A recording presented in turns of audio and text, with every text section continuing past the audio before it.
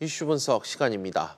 미국 보호무역주의에 날선 비판을 해왔던 멕시코도 나프타 재협상에 합의했습니다. 이런 가운데 미국의 강경 자세를 보이던 중국이 1일 기준 환율 결정에 경기 대응 요소라는 걸 재도입하면서 위안화 절상에 나섰는데요. 미국 우선주의가 세계 곳곳에서 맹위를 떨치고 있습니다. 이와 관련해 자세한 이야기 나눠보겠습니다. 조용찬 미중산업경제연구소장과 함께합니다. 소장님 어서 오십시오. 예, 안녕하십니까? 네. 미국과 멕시코 간 나프타 개정 협상이 타결됐습니다. 주목해서 봐야 할 내용 우선 좀 짚어주시죠. 네, 트럼프 대통령 같은 경우에는 미국의 자동차 일자리를 뺏고 있다고 하면서 나프타 재협상을 작년 8월 달부터 시작이 됐는데요. 이번 나프타 재협상의 가장 주요한 핵심 포인트는 원산지 규정입니다. 자동차 관세 그 혜택을 받기 위해서는 역내 부품 조달 비율을 현재 62.5%에서 75% 이상 상향 조정했고요. 부품의 40에서 45%는 시간당 임금이 16달러, 우리나라 원화로 1,800원 이상 되는 지역에서 생산토록 의무화하는 조항을 포함시켰습니다. 임금 조항을 포함시킨 것은 아무래도 임금이 싼 멕시코보다는 미국산 부품을 더 구매하라고 하는 압력 때문에 그런데요. 정치적으로 트럼프 대통령 입장에서는 나프타 재편이라는 공약을 실천했기 때문에 이번 중간 선거에서는 큰 호재가 되지 않을까 보여집니다. 이에도 일몰 조항, 그리고 지적재산권 관리, 디지털 거래, 투자 분쟁과 관련해서는 트럼프가 좋은 거래를 했고요. 반면에 멕시코 같은 경우에는 명목상 그 환율 조항이 포함되지 않았기 때문에 멕시코는 실리는 잃고 체면만 챙긴 그런 협상이 되지 않았나 보여집니다. 소장님, 궁금한 게 이 나프타 재협상은 원래 그 3개국 합의를 목표로 하는 거 있지 않습니까? 미국과 멕시코가 먼저 지금 합의를 한 거죠? 네, 그렇습니다. 캐나다 같은 경우는 미국이 그 유제품에 대해서 고율의 관세를 부과한 것을 문제 삼아서 1개월 전서부터 나프타 재협상과 관련된 논의를 중단된 상태인데요. 미국이 이 때문에 협상 전략을 바꿔서 멕시코와 양자 회담을 통해서 합의를 이끌어낸 뒤에 이를 바탕으로 캐나다를 압박하겠다는 전략을 쓰고 있습니다. 네. 캐나다가 무역 협상에 응하지 않는다면 자동차 관세도 부과할 태세에 있는데요.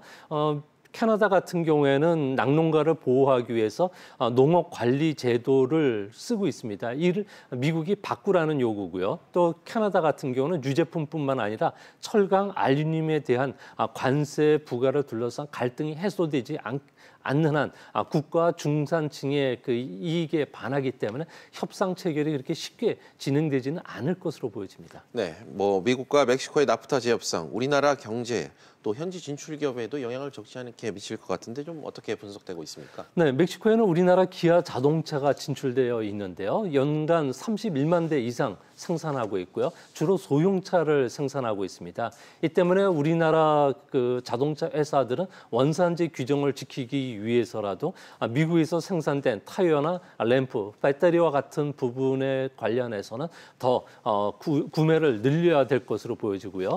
다만 원산지 규정과 임금 조항과 관련해서는 아직 계산 방법이라든지 이행 기간이 발표되지 않았습니다. 또한 캐나다와 나프타 재협상이 남아있기 때문에 현재로서는 우리 기업이 경영 전략에 어떤 영향을 끼칠 건가는 확실히 밝혀지지 않는 상태입니다. 하지만 장기적으로 봤을 경우에 자동차 회사라든지 부품 회사들 같은 경우는 미국으로 생산 기지를 이전해야 되고요. 또 이에 따른 또 비용 증가가 있기 때문에 경영 압박 요인으로 작용할 가능성이 커질 것으로 생각이 됩니다. 알겠습니다.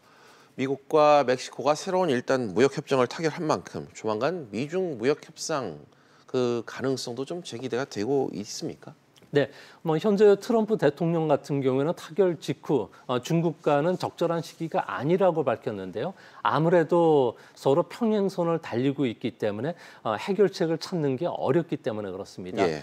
또한 미국 무역 대표부 입장에서는 앞으로 또 중국보다는 캐나다, 일본, 그리고 EU와 그 자유무역 협정과 관련된 부분들은 통상 협정 체결에 좀 더 주안점을 두기 때문에 앞으로 그 미국과 중국 간의 무역 협상은 좀 길게 가지 않을까 보여집니다. 그런 측면에서는 중국을 좀 더 압박하기 위해서 미국 무역 대표부 같은 경우는 다음 달 6일 이후에 중국의 2천억 달러에 달하는 수입품에 대해서 25% 관세를 부과할 것으로 보여지고요. 이외에도 중국 수입품에 대한 반덤핑 관세 부과, 그리고 환율 감시 대상국 지정, 대미 투자 규제, 그리고 국방 그 권한법에 의해서 중국 압박 카드를 쓰면서 중국에 더 많은 것을 요구할 것으로 보여집니다. 네, 뭐 이번 나프타 협상에서도 보듯 트럼프의 그 새로운 보호무역주의가 향후 세계 무역 질서와 미국 경제에 어떤 영향을 좀 미칠 것으로 분석되고 있죠? 네, 미국의 외교 통상적인 측면에서 봤을 경우에 앞으로 미중 간의 무역 전쟁의 진검 승부는 11월 이후에 본격화될 가능성이 높은데요. 정치적으로 미중 신냉전 기류가 좀 흐르고 있고요. 또한 새로운 보호무역 2.0 시대가 지금 도래하고 있기 때문에 앞으로 중국과 관련해서는 뭐 농업이나 금속, 화학, 기계, IT 산업과 관련 전방위적인 압박이 가해질 가능성이 높습니다. 문제는 미국과 중국이 전 세계 GDP의 40% 가까이를 차지하기 때문에 두 나라가 수입 시장을 잠궜을 경우에는 세계 경제는 악순환에 빠져들 가능성이 큰데요.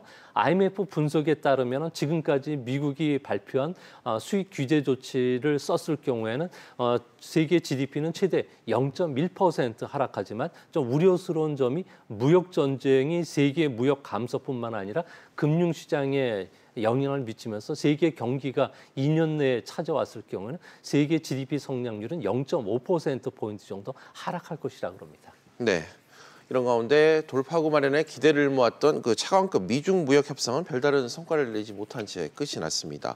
그 직후 중국 인민은행이 위안화 기준 환율 결정에 경기 대응 요소라는 걸 도입하겠다고 밝힌 것으로 알고 있는데 지난 1월에 폐지됐다가 다시 도입된 이유가 어떻게 지금 분석되고 있습니까? 네, 중국 위엔화 같은 경우에는 세계 주요 통화에 대한 바스켓에 의해서 환율이 결정되는데요. 이번에는 중국 외환 당국의 정부적 판단에 의해서 환율을 조정하겠다는 의미를 갖고 있습니다. 이렇게 전격적인 경기 대응 요소를 가미한 것은 아무래도 미국이 환율 조작을 강하게 비난해 왔기 때문에 그렇고요. 또한 미국이 2천억 달러에 달하는 제3차 추가 관세 부과가 앞두고 있기 때문에 중국 정부 입장에서는 협상의 시간을 갖기 위한 조치로 보여집니다. 하지만 외환 당국 같은 경우에는 그 트럼프의 압력에 굴복했다는 그런 형태를 보여주고 있기 때문에 앞으로 중국 안에서도 좀 비난의 대상이 되지 않을까 보여집니다. 네. 그런가 하면 중국 인민은행이 경기 대응 요소 반영을 발표한 뒤에 어제 위안화율을 절상을 고시했습니다. 위안화의 상승 추세는 그렇다면 언제까지 계속될까요? 네, 지금 그 중국 외환 시장에서는 1달러 7위안선이 깨질 것으로 보면서 투자가들이 비이성적인 궁중 행동을 보여왔는데요. 이 때문에 환율 조정과 관련된 기능이 상당히 좀 약화되어 있는 상태입니다. 이 때문에 중국 외환 당국 같은 경우에는 경기 대응 요소를 꺼내들면서 환율 절하 추세 종지부를 찍겠다고 시장에 경고를 했고요. 또 이번 주 월요일부터는 그 위안화와 관련해서 절상 방향으로 시장을 좀 유도를 하고 있습니다. 이 때문에 10월 미국 재무부의 환율 조작 보고서 발표 그리고 11월에 있는 두 차례 국제 회의에서 미중 정상회담이 예정이 되고 있는 만큼 앞으로 미중 간의 긴장감을 떨어뜨리기 위해서라도 11월까지는 서서히 위안화를 절상시킬 것으로 보여집니다. 네, 미국의 위안화 절상 압박이 이렇게 계속되면 수출 주도 성장이 어려운 만큼 경기를 중시하는 중국 정부가 어떤 정책 전환 카드를 꺼내릴 가능성도 좀 있습니까? 네, 중국이 가장 우려하는 부분은 1985년도에 프라자 합의 이후에 일본의 제조업의 몰락을 경험을 했기 때문에 앞으로 제조업에서 서비스 산업을 중심으로 한 산업 구조 조정을 신속하게 추진할 예정으로 있다고 합니다. 이 때문에 서비스 산업 육성 정책을 곧 발표할 것으로 보여지고요. 또 개인 소득세 인하, 두 자녀 정책 폐지, 그리고 연금 인상, 신도시 개발, 그리고 내륙 지역의 인프라 투자와 관련된 부분들을 앞으로 속속 발표할 것으로 보여집니다. 또한 경기 연착륙을 유도하기 위해서 인민은행 같은 경우에는 앞으로 유동성 지원뿐만 아니라 지준율 인하를 통해서 신용위기 확산을 방지할 것으로 보여지기 때문에 대중국 소비 관련주라든지 인프라 관련 투자주들은 우리 증시에서도 하반기에는 좀 각광을 받지 않을까 생각이 됩니다. 알겠습니다. 지금까지 조용찬 미중산업경제연구소장과 이야기 나눠봤습니다. 오늘 말씀 고맙습니다.